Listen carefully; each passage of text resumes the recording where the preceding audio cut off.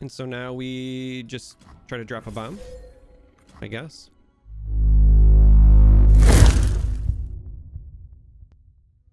I've been playing against a lot of Targa and Demacia on the ladder lately, so I thought I would do a video on it. However, if you know me, I like to take good decks and make them objectively worse, all in the name of fun. So today we are playing Dragon Demacia. We are changing out Zoe in favor of Shyvana, leaning heavier into the Dragon archetype. As always, deck code in the video description, link to Mobalytics in the video description. I'm going to do a full deck breakdown at the end of the video. I use time tags, so if you want to see that first and then the games, you can hop there, hop back, do whatever you want to do, watch the parts you want to watch. And with all of that out of the way, final reminder, consider subscribing. Now let's jump into some games. Okay. Freljord Noxus is not something that is lost on me as an archetype, but it's very rare that I see the champions be Darius, Sejuani, and Katarina. It's rare you see three champions anyway, not that it's unheard of. In fact, with Katarina, that's usually the way I like to do it, is her as a one of. I actually think we'll keep this. But usually, how many times am I going to say that word? Freljord Noxus is something like Ash LeBlanc as of late. But we're going to go ahead and see if we can turn it into dragon food. Now, given the Raider opener, given Darius and Sejuani, this is telling me that we actually might be staring down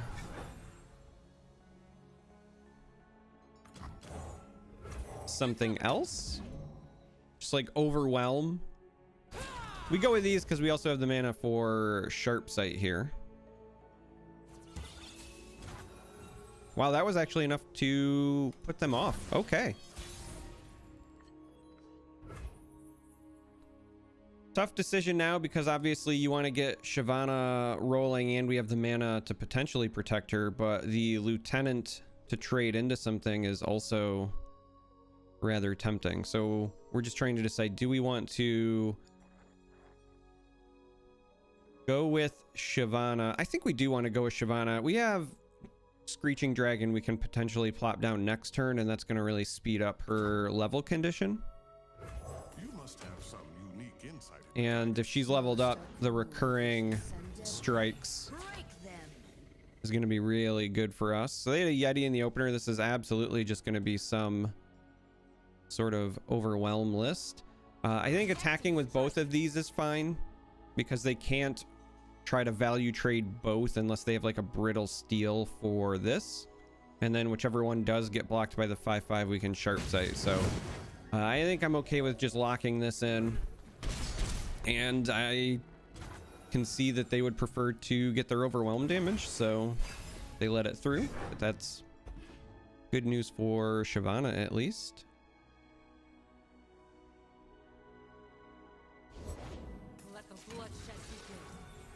They did find their Katarina. I think we still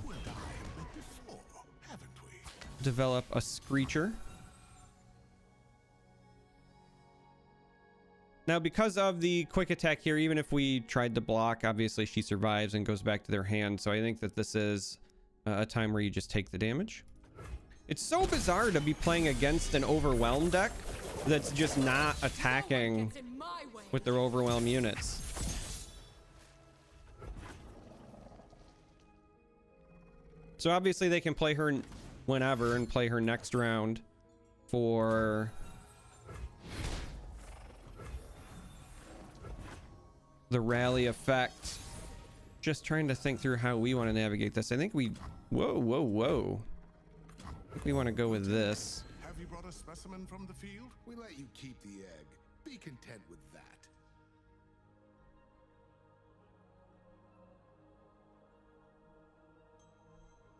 And then maybe Fangs as well, just because we do have the Sharp Sight.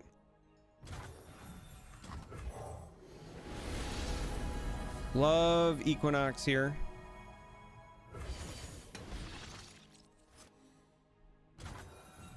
They have 6 mana and they're passing here as well. This is just so bizarre to me.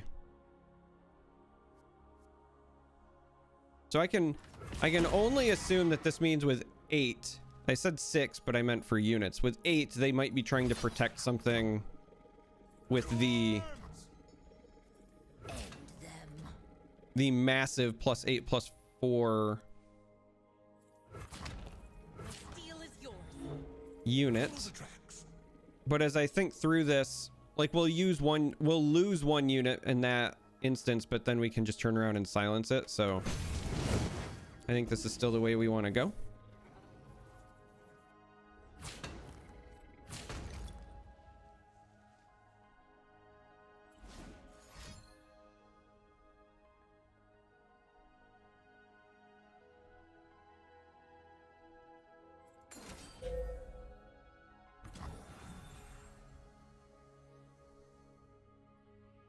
So decisive maneuver gets me not gaining the health.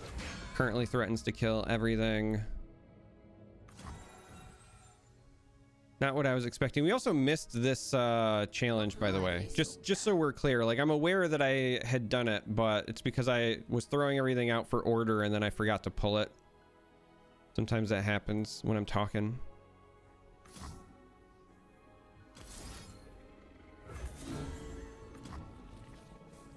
So we do this to try to keep the Shyvana alive. Obviously, leveling her is a bit of a priority. I'm just upset that it went the way that it did with me making that misplay. But I guess my misplay ended up being a bit of a bonus, because if we would have pulled the other unit and this was blocking our Shyvana, we actually would have lost our Shyvana there. So my mistake, and make no mistake about it, it was a mistake. It was a misplay, but my mistake may have proved to be a benefit there. I'm still sorry, my brain is just fried. I'm just shocked that we're playing against an overwhelmed deck that was not attacking me.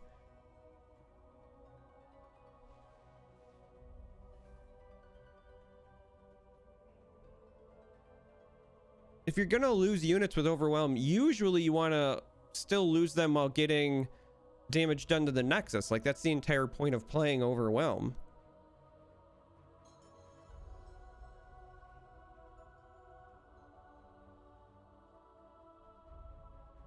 So right now they've got one potential rally with Katarina here.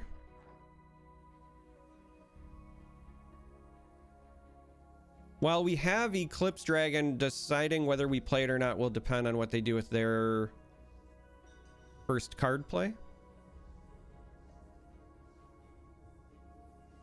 And if they pass, then we just pass and go right to our own attack round.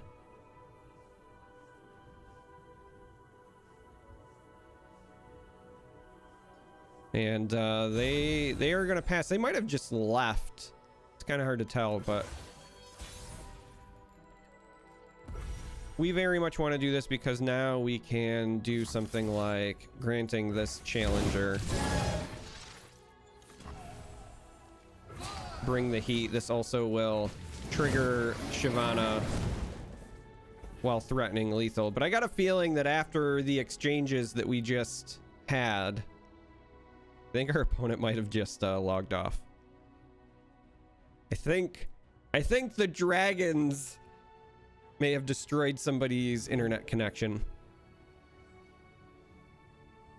So I made a play mistake that turned out to be a bonus, but we're gonna pretend like it didn't happen here and take this win, and we're gonna go on to another game and enjoy some dragon fun. Dragons have no remorse. No remorse. All right, I gotta be honest, I was not expecting to play against the mirror, and now I'm honestly a bit concerned because they've got some mastery on theirs. And as we know, after the end of that last game, dragons have no remorse. So I guess we'll see how this goes. As far as the mulligans went, I wanted the Shyvana early. I wanted to keep at least one combat trick, but I wanted the mulligan to try to find other early games. So that was the thought process there. We'll go ahead and develop this, just so that we can happily take an open attack here.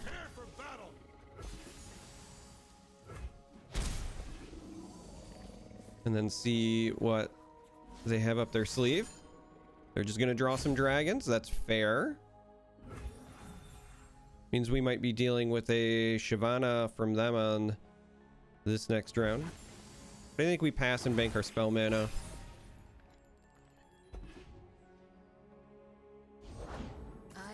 There is said Shyvana.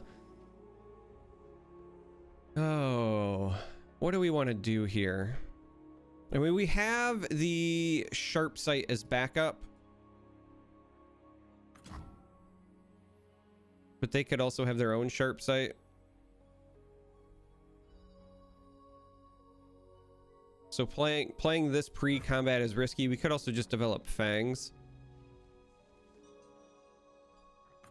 All right, let's go this route. I am always here.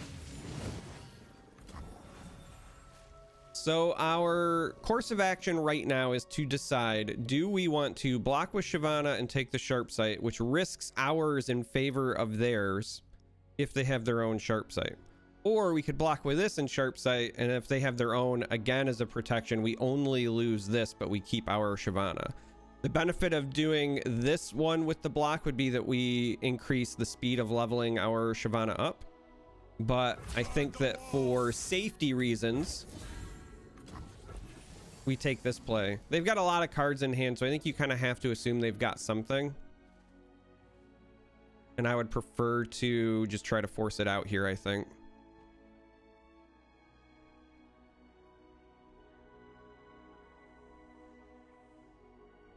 Because again, if we do lose something, we only lose the lieutenant.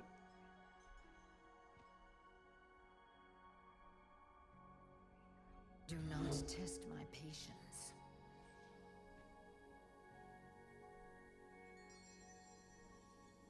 They're taking a long time. I wonder if they've got something like a single combat or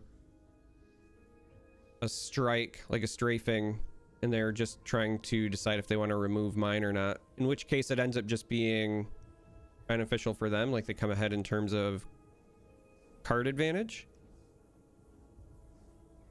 2 cards invested to take out 3 of mine, essentially, but no, it just goes through. Okay. So we'll happily take an open attack this next round. But considering that went to time and now we've passed and nothing's happening, I wonder if Dragons deleted another internet connection, because it sure looks that way. It sure looks like Dragons have no remorse,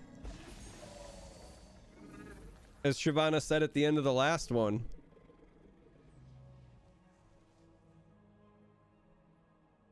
And we wait.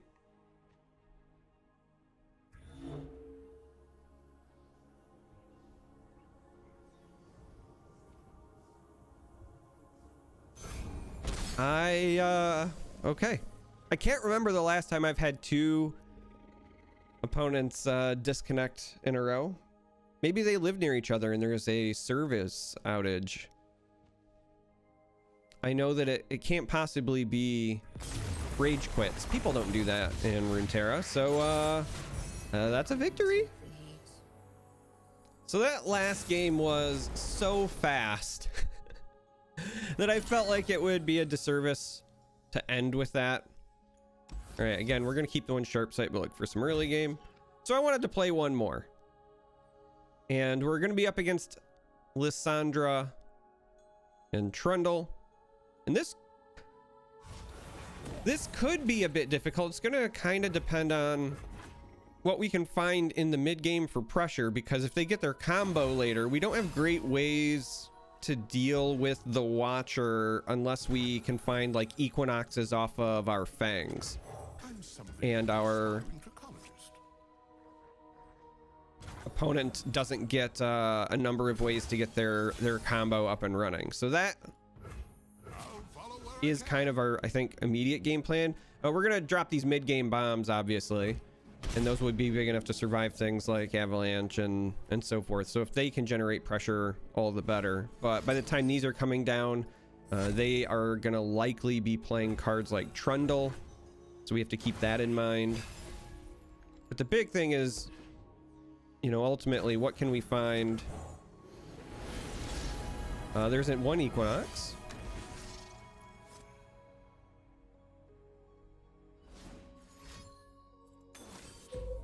And there's an Avalanche.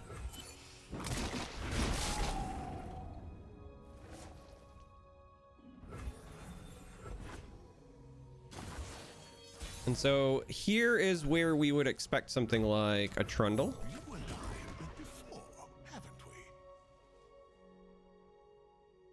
Now we can trade with a Trundle. We want to use one of these sharp sights, but I got a feeling they're just going to take the damage and then play Trundle. It's also possible they could still just play Catalyst if they're running it. We know they have a champion because they played Entreat. They might be waiting to play Lysandra until later as well. There is the Trundle. Next round we have our choice between another Screecher and a Vox. Kind of like the Vox. Because we have Aurelion eventually when we get to the following round, this is for sure a Daybreak play.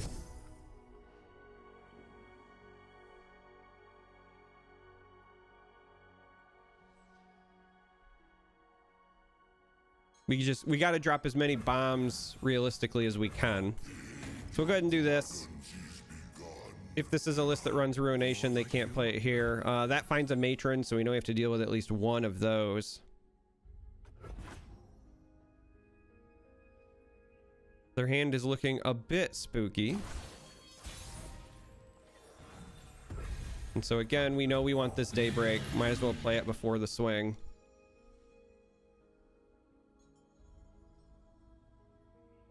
They could have Ruination, but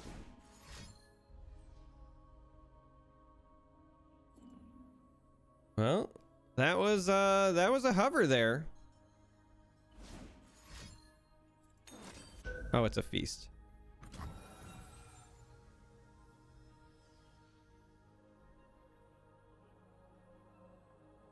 Interesting. We could sharp sight that if we really wanted to, but I kind of wanted to use a strafing strike here and this to pull here, and that means no sharp sight. The benefit to sharp sight is it still leaves us with 1 mana, so the following turn we'll have an Equinox available along with an Aurelion Sol that we could play on 8.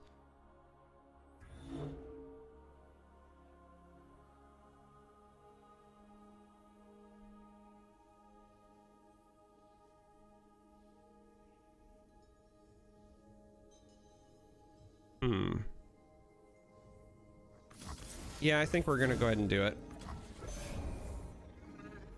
We can still use this to pull here, so if Trundle wants to block, this would be the only value block he gets, but then we get to pull other options. We want this first so that we can try to get a trigger on the Vox as well. So by using the sharp sight, basically we get 5 damage in. And I think that's potentially worth it. This is a great overall pickup long term, but they do this, they play the Lysandra so that they can try to get their combo going next round. So again, that's why I really wanted to keep this mana and not use the strafing strike.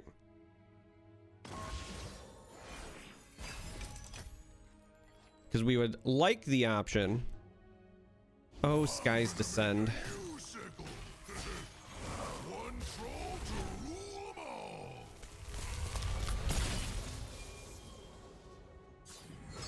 Trundle levels. I'm just trying to think this through here for a moment. We only have 13 attack power on the board, so we actually can't use a concerted strike to stop a second Watcher, but right now with Matron and so forth, they should only be able to do the one. Matron copying something.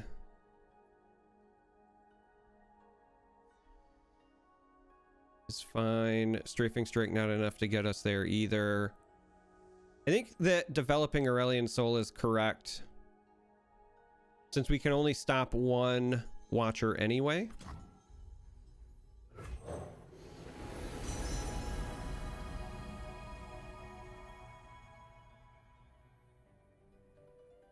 Living Legends is tempting, but our hand is so full already. I think we're actually going to go with Scourge, because if this levels up, I'd rather play this for free than a Living Legends when our hand is awful. And so they're going to Memories.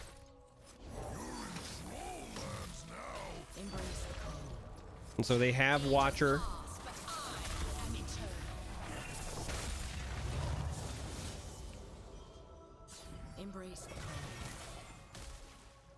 But right now, they can't Matron a Watcher into play because of the board.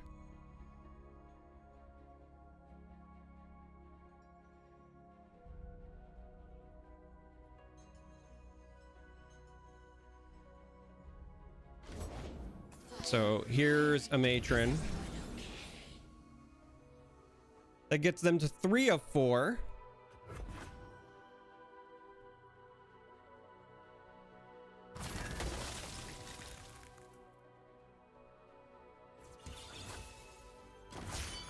So we get our leveled up Aurelion Sol.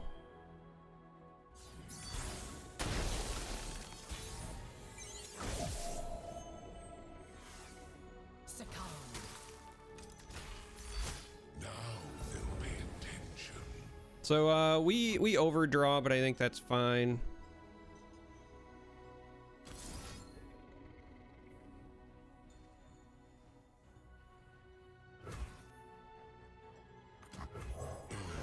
I think we start with our Scourge. At some point, I think I want to try to sneak in this Sky's Descend, because that could wipe the board of blockers and then we just kind of win. But I wanted to see if we could bait just a little bit more mana. Theoretically, because this has Spell Shield, if we Sky's Descend and they answer with a Ruination, we're fine. But if they have like Vile Feast into Ruination or Vile Feast into Vengeance, that's a problem. And so that's why I would like to at least try to bait some more mana out of them.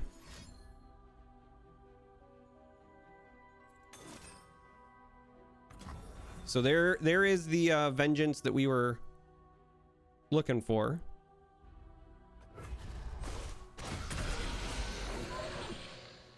And so now we just try to drop a bomb, I guess.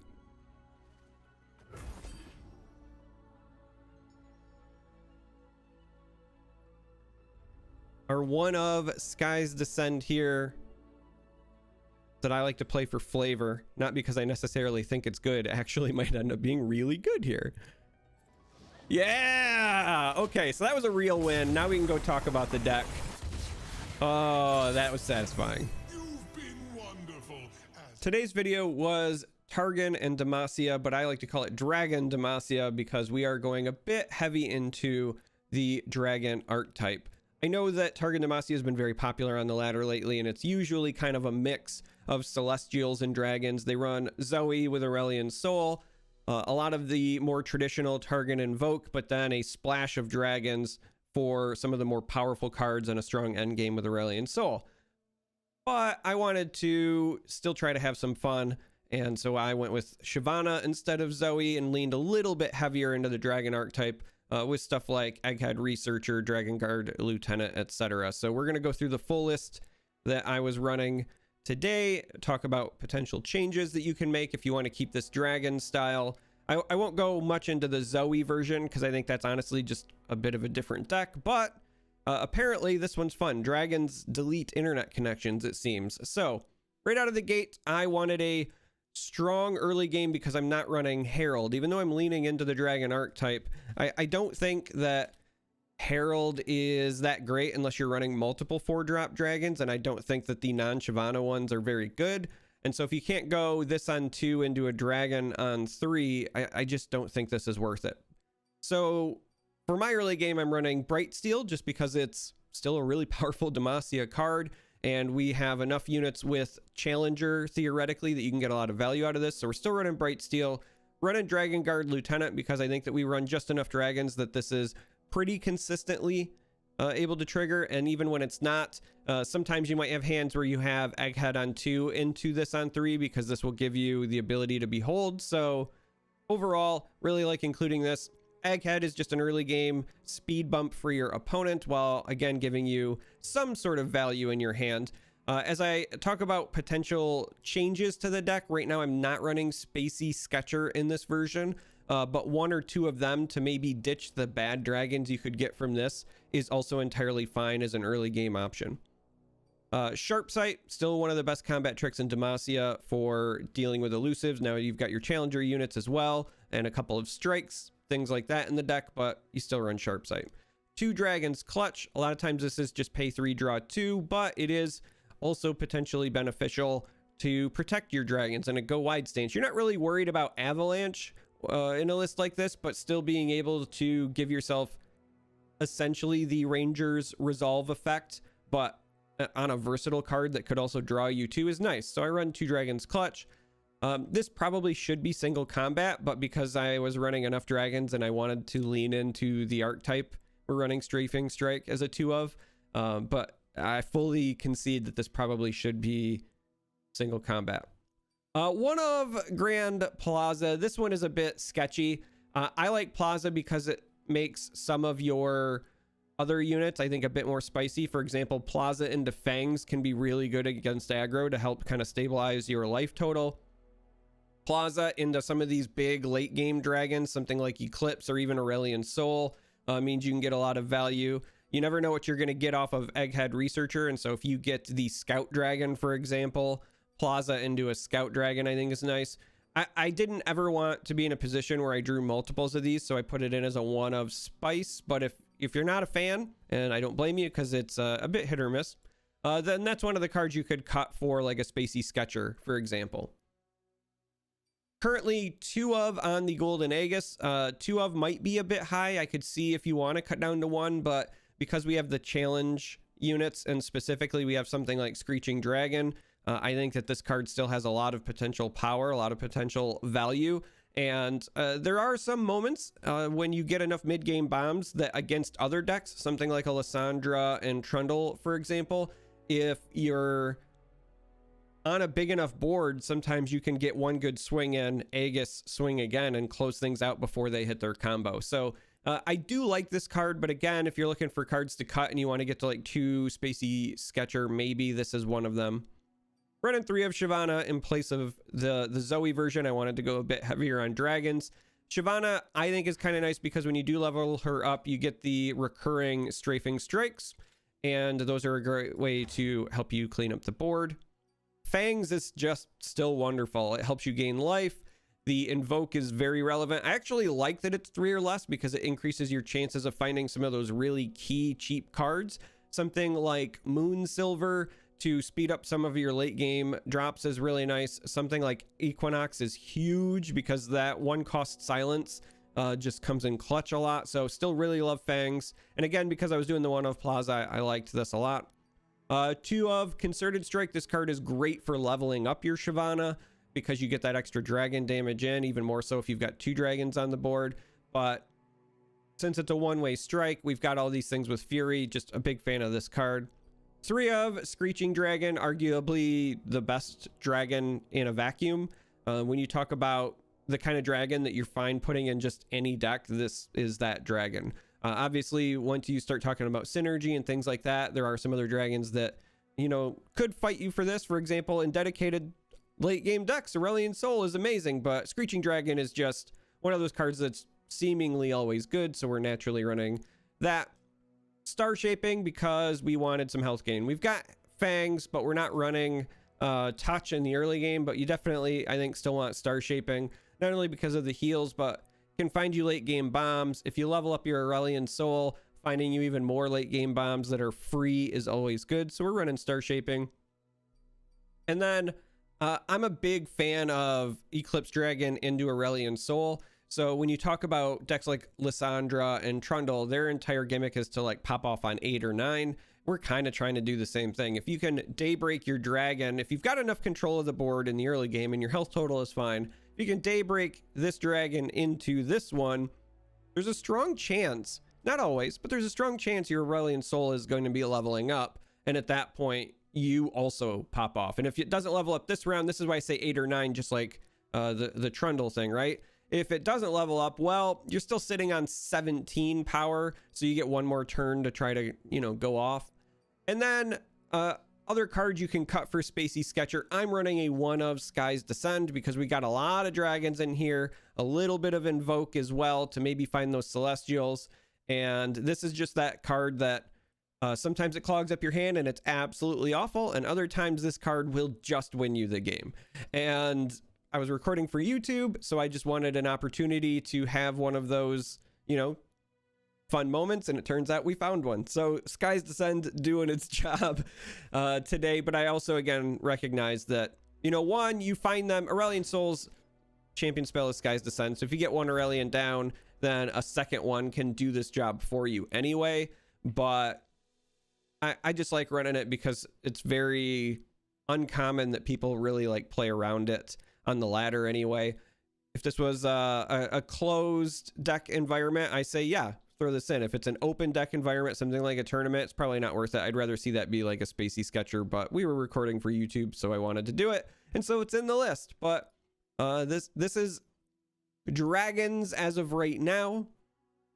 Let me know what you think. Hopefully it inspires you if you're a dragon fan. I would say that this deck is at least playable, potentially climbable. I wouldn't say that this is a top tier deck. You're not going to gain, you know, tons of LP or whatever. But if you're somebody who just wants something a bit fun or a bit flashy, this is good enough to still net climb. You might have to play a lot of games, but this is, you know, in the realm of like a 55% or more win rate deck for like general ladder. If you're looking for something neat to play on your way to master, this has potential. Again, you might have to play a lot of games, but I think this is good enough to be a winning deck at least, which is, you know, better than some of the decks I've shared in the past. I'll say that. But if you made it this far, I appreciate you. This is the end of the video. I love you. Thank you for watching. If you are not yet, consider subscribing. And until next time, may you walk on warm sands.